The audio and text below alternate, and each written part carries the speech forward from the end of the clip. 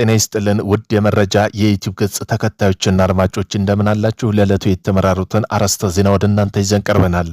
በዛሬው የሰፊው የዜና ትንታኔያችን መካከለኛው ምስራቅን ይመለከታል። አሜሪካና እስራኤል እና ኢራን መካከል ስለተከፈተው ጦርነት ነው። አሜሪካና ኢራን ውይይታቸውን ወይም ድርድራቸውን አቋርጧል እየተባለ ነው። ትራምፕ ግን ጦርነቱን ሊያበቃ ተቃርቧል እያሉ ነው። በዚህም መካከል አሁን አመሻሹን በደረሱ መረጃዎች መሰረት ኢራን ድርድሩን አቋርጫለሁ ብላለች። በዚህም ሌላ ቅድም ነርፋለች። ኢራንም የኒኩለር ጦር መሳሪያ ፍላጎቶች በኢኮኖሚ እንድትበለጽግ እናደርጋታለን ብላለች አሜሪካ። በዚህም መካከል ያለው ልዩነት በጣም ሰፍቷል። ለድርድር ዝግጁ ነኝ ብትልም ኢራን አሁን ግን ያለው ከዚህ በተቃራኒ ሆኗል። ኢራን በደረሰበት ጥቃት ተሳታፊ የነበሩ የአረብ ኤምሬቶች ካሳም ጠይቃለች።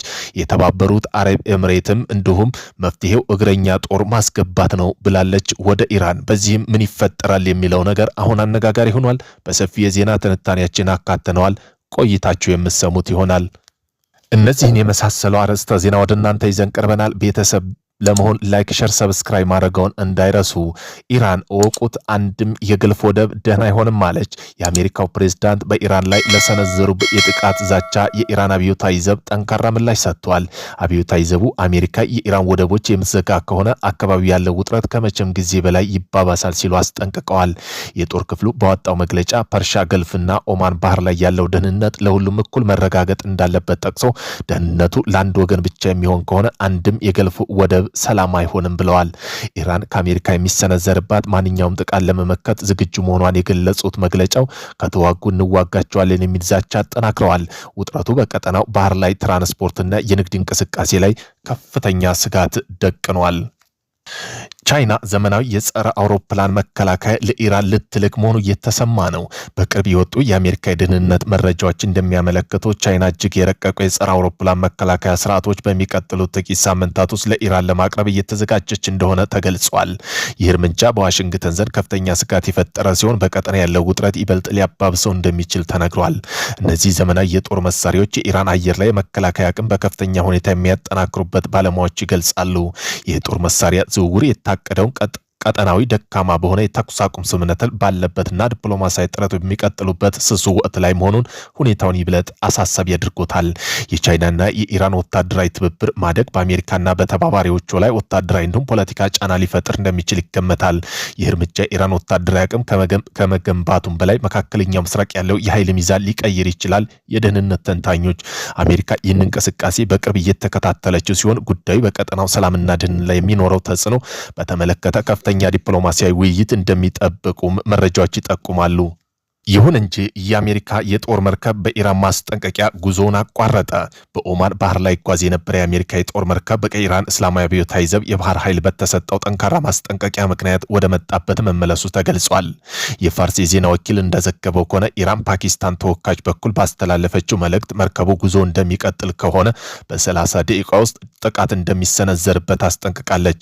ይህ ድርጊት በአሁኑ ወቅት በሁለቱም ሀገር መካከል እየተካሄደ ያለው የሰላም ድርድር አሉታዊ ተጽዕኖ እንደሚኖረው ኢራንም ገልጻለች። ፈንጆችን አጣኋቸው፣ ፈንጆችን እያጸዳን ነው አለች አሜሪካ። ፈንጆችን አጣኋቸው እያለች ኢራኑ የአሜሪካው ፕሬዝዳንት ዶናልድ ትራምፕ አሜሪካ ጦር በሆርሙዝ ወሽመጥ ላይ የተጠመዱ ፈንጂ የማጽዳት ስራ በይፋ መጀመሩን ገልጸዋል። ፕሬዝዳንቱ በማህበራዊ ትስስር ገጽ ባስተላለፉ መልእክት ፈንጂዎች ሲጠመዱ የነበሩት በኢራን መርከቦች ሙሉ በሙሉ መመታታቸውንና መስመጣቸውን ገልጸዋል። በሌላ በኩል ኢራን በወሽመጡ ላይ ያጠመደችው ፈንጂዎች በሙሉ ማግኘትና ማክሸፍ ባለመቻሏ የንግድ መስመሩ መክፈት እንዳልቻለች ኒውዮርክ ታይምስ ዘግቧል።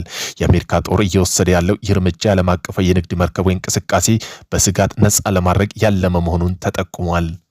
አሁን እየወጡ ባሉ መረጃ መሰረት የአሜሪካው ፕሬዝዳንት ትራምፕ ድርድሩ ካልተሳካ ጦርነቱ ይቀጥላል አሉ። ፕሬዝዳንት ትራምፕ በፓኪስታን የሚካሄድ የሰላም ድርድር ካልተሳካ አሜሪካ ለጦርነት ዝግጁ መሆኗን አስታውቃለች። ፕሬዝዳንቱ ኒውዮርክ ታይም ፖስት ጋር በነበራቸው ቆይታ ድርድሩ የሚቀጥሉት 24 ሰዓት ውስጥ ውጤት ካላመጣ የአሜሪካ ጦር መርከቦች እጅግ ዘመናዊና አውዳሚ በሆኑ መሳሪያዎች የታገዙ ወታደራዊ እርምጃ ለመውሰድ በተጠንቀቅ ላይ መሆናቸውን ገልጸዋል። የሁለት ሀገራት ውጥረት ለዓለም አቀፋዊ ማህበረሰብ ዘንድ ከፍተኛ ስጋትን ፈጥረዋል። በእንዲህ እንዳለ የአሜሪካው ፕሬዝዳንት ትራምፕ መሳሪያ እየጫነ ነው ብለዋል። ከኢራን ጋር የሰላም ድርድር ካልተሳካ ኢራን ለመምታት ምርጥና ዘመናዊ መሳሪያው መርከቦችን እየተጫኑ ነው ሲሉ ትራምፕ ለኒውዮርክ ፖስት ገልጸዋል።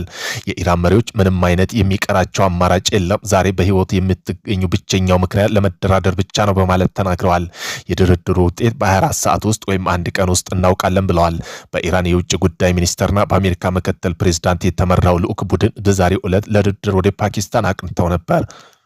ይሁን እንጂ በዓለም በጉጉት የሚጠብቀው የአሜሪካና ኢራን የሰላም ድርድር በመላው ዓለም በጉጉት ሲጠበቅ የነበረው የአሜሪካና ኢራን ጉዳዮች ከፍተኛ ዲፕሎማሲ ድርድር ዛሬ በፓኪስታን አስተናጋጅነት በይፋ ተጀምሯል።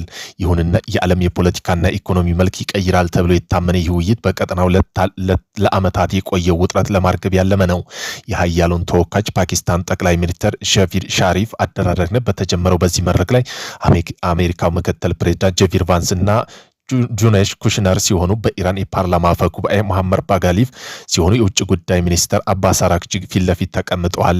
የዋሽንግተንና የቴህራን የድርድር ነጥቦችም ኢራን ማበልጸግ እንዲቆም፣ ማዕቀቦች በአስቸኳይ እንዲነሱ፣ የሚሳኤል ክምችት እንዲገደቡና የጦር ጉዳት ካሳ እንዲከፈል፣ የታጠቁ ቡድኖች በድጋፍ እንዲቋረጡና አሜሪካ ጦር ቀጠናው እንዲለቅ፣ የሆርሙዝ ስርጥ ክፍት እንደሆነና የኒውክሌር ማበልጸግ መብት እንዲከበር፣ የድርድር በዓለም የነዳጅ ገበያና የጸጥታ ሁኔታ የሚወስኑ ትልቅ ሁነት ነው ሲሉ ፖለቲካ ተንታኞች ይገልጹታል። ጉባኤው በስኬት ከተጠናቀቀ የዓለም የነዳጅ ገበያ መረጋጋት፣ መካከለኛው ምስራቅ ሰላም አዲስ ምዕራፍ እንደሚከፍት ይጠበቃል። በመሆኑም ኢራን የአሜሪካና እስራኤል መርከቦች በሆርሙዝ ስርጥ እንዳያልፉ ልታግር ነው። የኢራን ፓርላማና አሜሪካ እስራኤል መርከቦች በሆርሙዝ ወሽመጥ በኩል ስርጥ በኩል እንዳያልፉ ዘላቂ ደርግ ረቂቅ ህግ በሚቀጥለው ሳምንት ሊያጸድቁ ነው። ረቂቅ ህጉ ሁለቱ ሀገራት ግንኙነት ያላቸው መርከቦች እንዲያልፉ ይከለክላሉ። ማንኛውም ሰርጦ የሚያልፍ መርከብ ክፍያ በኢራን ሪያል ብቻ እንዲፈጸም ይደረጋል። ከሚሰበሰበው ገቢ 30% ለጦር ኃይሉና 70% ለልማት እንዲውል ታቅዷል። ሁሉም መርከቦች ፋርስ ባህር ሰላጤ የሚለውን ስያሜ እንዲጠቀሙ ይደረጋል።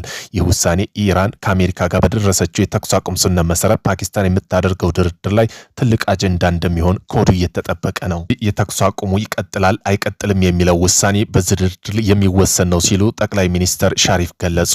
ፓኪስታን አደራዳሪነት የሚካሄደው የኢራንና የአሜሪካ ድርድር በኢስላማባድ መካሄድ ጀምሯል።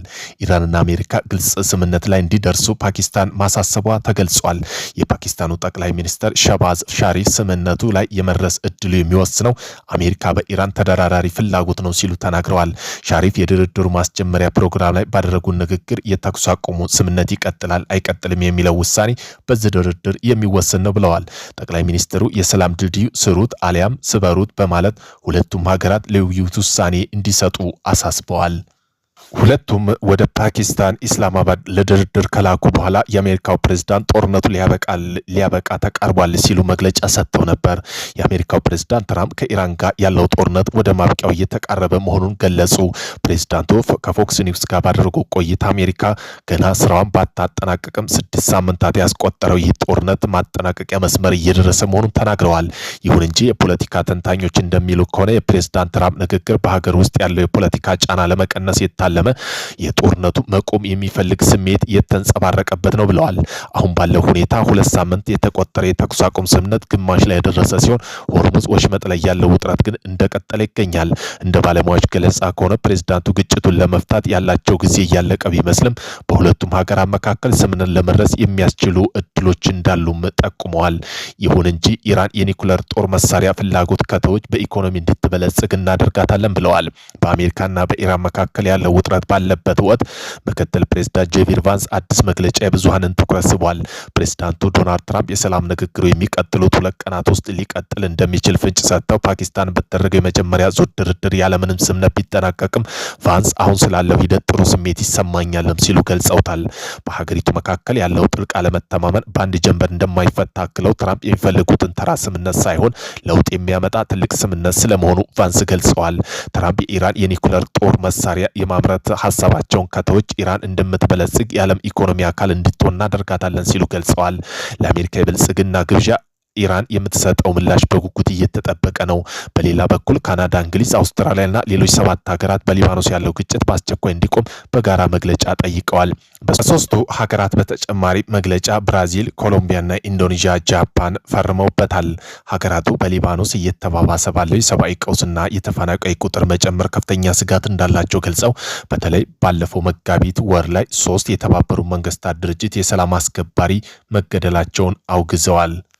የአሜሪካው ፕሬዝዳንት ትራምፕ ኢራን ደውላ አሁን ስምምነት ለማድረግ ፍላጎት እንዳላት ገልጻለች ሲሉ ከደቂቃዎች በፊት ተናግረዋል። በዚህም ጉዳይ ኢራን ይፋዊ ምላሽ አልሰጠችም። የዜና ምንጮች ቢቢሲና ቴሌግራፍ እንዳስነብቡ ከሆነ ኢራን ደውላለችም ሲሉ ትራምፕ ገልጸውታል። ኢራን ጋር በእግረኛ ጦርነት ካልተደረገ በስተቀር ምንም መፍትሄ የለም ሲሉ የሳውዲ ንጉስ ቤተሰብ ለኤና 12 ገልጸዋል። እንደ ኢትዮጵያ አቆጣጠር 2003 ሳዳም አገዛዝ ላይ የተካሄደ መሬት ላይ ጦርነት በኢራን ላይ መደገም አለበት። ኢራን መንግስት የኒውክሌር ዓላማ ስለሌለው በጣም አደገኛ ነው ብለዋል። ለዚህ ብቸኛው መፍትሄ ኢራን እግረኛ ጦር ማስገባት ነው፣ ሌላ መፍትሄ የለም ሲሉም ገልጸውታል። በመሆኑም ኢራን በደረሰበት ጥቃት ተሳታፊ ከነበሩት አረብ ሀገራት ጋር ካሳ ጠይቃለች። በተባበሩት መንግስታት ድርጅት የኢራን ቋሚ ተወካይ አሚር ሳኢድ ኢራን በበኩሉ ደብዳቤ መሰረት በጻፉት ባህሪን፣ ሳውዲ አረቢያና ኳታር፣ የተባበሩት አረብ ኤምሬት፣ ዮርዳኖስ ካሳ የጠየቁት ሀገራት ዝርዝር ውስጥ ተካተዋል። አራቢን እንደገለጹ ከሆነ የጠቀሱት ሀገራት ግዛቶች በኢራን ላይ ለሚሰነዘሩ ጥቃት ክፍት ከማድረጋቸውም በላይ አንዳንድ ሁኔታዎች በኢራን ላይ ሲቪል ተቋማት ኢላማ ያደረጉ ህገወጥ ወታደራዊ ጥቃቶች እንዲፈጽሙ በቀጥታ ተሳትፈዋል ብላ